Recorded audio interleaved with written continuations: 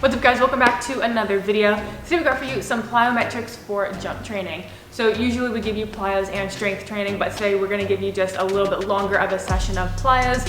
We've been doing this with a lot of our athletes, so hopefully you guys enjoy it. If you do, give it a thumbs up, subscribe to the channel. We post new videos every Tuesdays and Thursdays, so make sure you subscribe to catch all of them. Hope you guys like it. All right guys, first exercise we got for mobility is gonna be hip flexor. So that's what I'm doing right now. One knee on the pad, one knee in front. You're just gonna push forward, feel it in your hip. If you want, you can have that knee track over that toe, pop your heel a little bit. I don't like to pop it too much, like if I'm in that position, it kind of hurts my knees. Do what works for you. So go each side, nice and slow, right? Don't rush through, just push all the way down. I like to reset going back. If you wanna feel it in your hamstring, you can fully rock back, kind of one of those things. Ooh. I get stuck when I do that, so I don't do that often. But yeah, hip flexor, go like 10 each side, something like that. Just go till you feel good.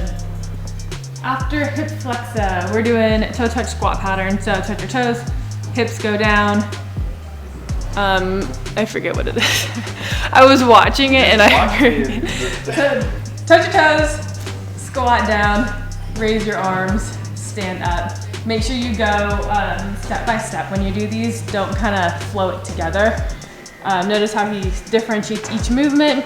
Kind of hold each one for a second. When you squat down, really try to get your butt down. Try to get your chest big.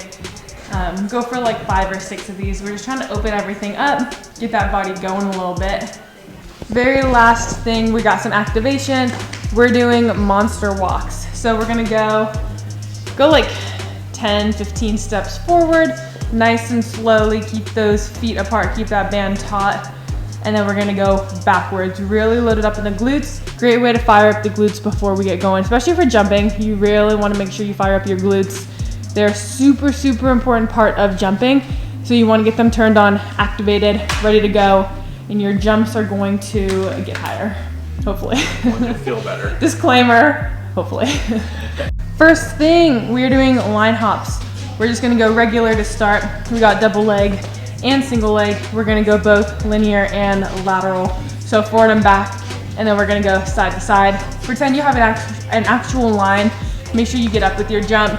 Don't hover the ground in the sense where I don't want your feet dragging. When you jump, actually jump. These are kind of like pogos in the sense where you stay a little bit more stiff. It's not, like a full squat jump. You're just kind of pushing through that foot. Keeping everything stiff, just popping back and forth. Same thing, still sticking with line hops. This time we're going loftier. So every single time you jump, try to get up high. Not like as high as you can, but just try to get up higher. So you're not necessarily hovering, you're just getting a little lofty.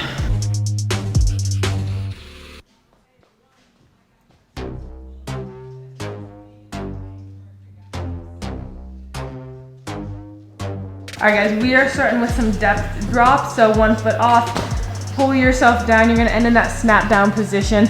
So big key here, make sure you're dropping faster than gravity can pull you.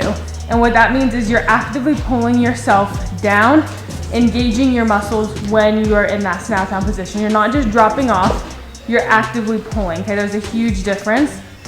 In that snap down position, right, you're gonna be knees over toes, shoulders over knees, arms back, torso upright a little bit. If you need to, we're gonna switch. Switcheroo. If you need to, you can totally start before this with some snap downs. We've just done this a lot, so we kind of know how it's supposed to be. Make sure you do start with your arms tall. A lot of people don't, and then it just kind of throws off the motion. Go 2 each side. Make sure you're nice and stable. Don't let your knees cave in at the bottom. The hardest part is getting back in the box. After that, we're doing depth drop again, this time with a little baby release. So you're gonna land and get into a little baby jump. So the point of this is just to work on that deceleration and then the release before we get into some more jumps out of it. Getting your body used to absorbing force, transferring quickly, producing force to get out of it. So we're starting off with depth drops because they're a great way to work on deceleration. And the better your deceleration ability, the better your jumping ability.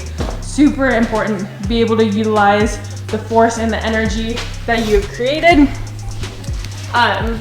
in your like loading motion, leading up to it. That was the biggest jump I've You didn't even get off the ground. I don't think I even got off the ground. But I'm not gonna redo it. There we go. We're doing a depth jump now. So we're gonna drop and get into a vertical jump. So for this one, I want you to get up as high as you can. Okay, so land and then jump as high as you can. Go one each side. Disclaimer before I go. We skied a lot yesterday and my knees hurt. So don't judge my jumping. I'm an old lady.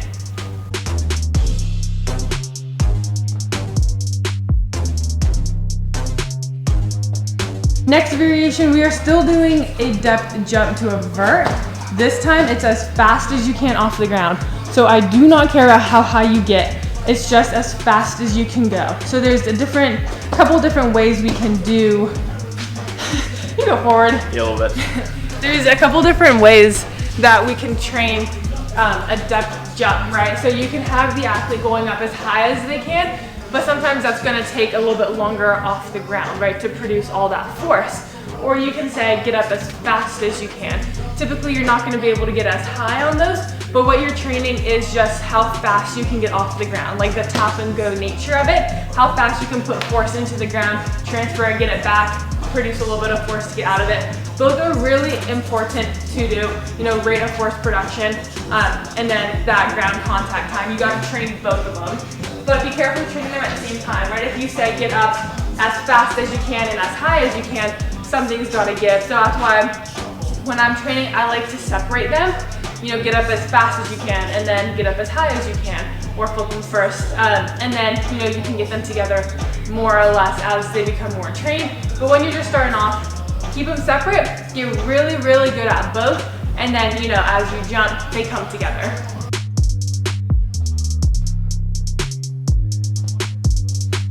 Alrighty, go-go dancer.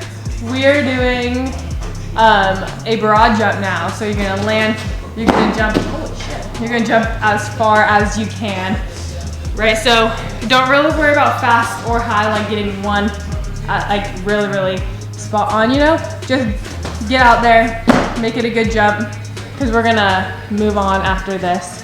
Max effort every time is the biggest thing.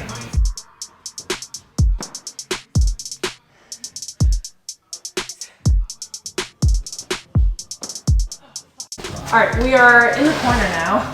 I guess we can swing it this way. Yeah. Pause while we swing. Hello again. We are doing depth box jumps. So same thing as vertical, pretty much you're just getting up onto the box. We're doing this kind of as a warm up for the main part, right? This is not the main part. This is just kind of work on deceleration, absorbing into producing force before we get going with the hurdles and the multi-direction stuff. So get about one or two aside. If you want, you can get the boxes going higher.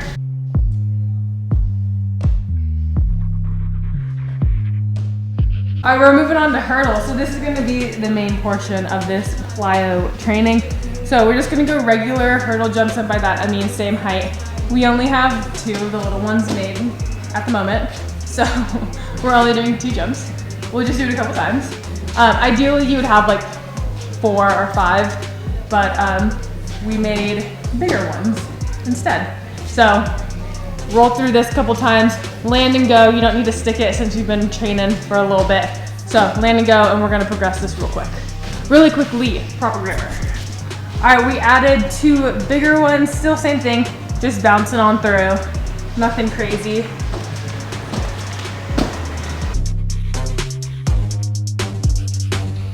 So now we're gonna switch up the height, right? So you got a little big. So you gotta change your height as you're going through, adjust to it. All right, we're going multi-height and multi-direction. So you're gonna go over the first 2, lateral jump into the next 2. I actually posted, we posted a video to Instagram last week with, I think Alex was doing these, and I mentioned in that post how important it is to do multi-directional jumping, right? This is athletic training, this is athletic jumping. You see a lot of people just with one goal, and it's to increase their vertical jump. And while that's super important and super awesome, and if you increase your vertical jump, you're gonna become quicker and all that stuff. But if you're going just for that number, right, just for your standing vertical jump test, sometimes you have to, if that's gonna be one of your performance metrics, or if that's one of like your fitness tests for college or whatever you're doing, that's a different story. But if your goal is just how high can I jump, like, you know, with my training, I would really recommend reconsidering and adding all of this stuff. The multi-directional, being able to jump different heights from a land, being able to do a lateral movement, stuff like that. As you'll see how we progress it, that's super important and super sport specific. So this is the type of stuff that's going to transfer and translate to the sports field, the court, whatever you play on.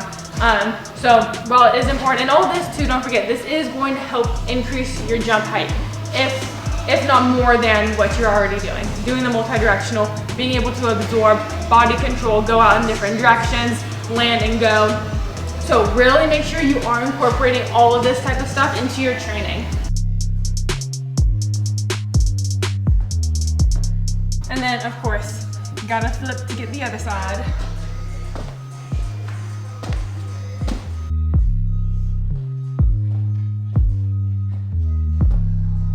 Next variation, baby jump, lateral jump, big jump. As you can see, kind of how it's gonna go. Land and go. And also, if this is more difficult, you can totally drop these for a lower height, so they're all the same, and then work your way up to bigger. So just do what you gotta do in order to progress yourself correctly. My hair is driving me nuts.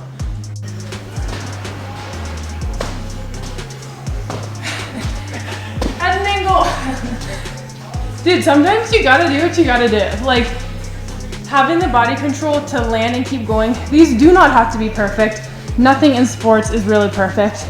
But as long as you can land and go, right? The chances of, in a sport environment or in a sports setting, landing something perfectly, the chances of that happening are super, super low, right? Usually you have other people bumping into you. The field's not perfect. So if you expect to land in here perfectly every single time and not train how to get out of it if you're not landing perfectly, then when you go to play your sport, right, you're not gonna land perfectly, you're gonna be off balance, having someone bump into you, and you're not gonna be able to produce the force out of it, to have the body control, stability. So even if you're messing up, right? Even if you're jumping and you're off balance, right? If you can keep going, keep going. Because in sports, you have to keep going. You're not gonna stop mid-jump for a header and be like, oh shit, well, I got rocked off balance, so now I'm not gonna continue, right? Train how to continue going, even if it's not a perfect environment.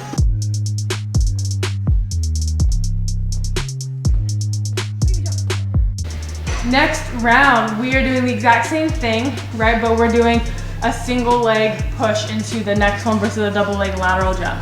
So you're gonna jump, you're gonna push off that outside leg, drive over, gather, jump, integrate a little bit more single leg stuff, get a little more sports specific.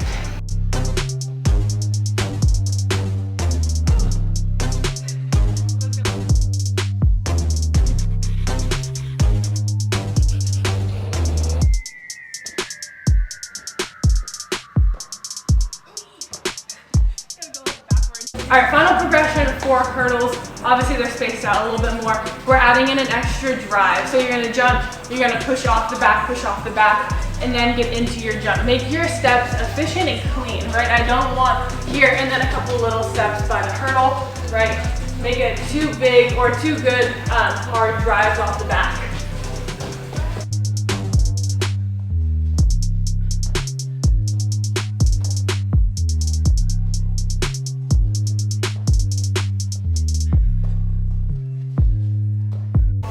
All right, final thing, we are doing an approach jump. So notice how we only got 42 up there, right? Obviously Spencer can jump way, way higher. When it comes to this type of stuff, right? One of the biggest things that I wanna make sure of is that you're not just going to a height where you can bring your knees up high enough. So at a certain point, you're gonna stop kind of floating up and you're just gonna start raising your knees. So when I have something like this where it kind of limits the height you go up, and I just verbally, my verbal cue is jump up as high as you possibly can, right? You still get the same effect. Obviously, if you add higher boxes and mentally you're gonna be like, all right, I gotta jump higher or I'm gonna clip it.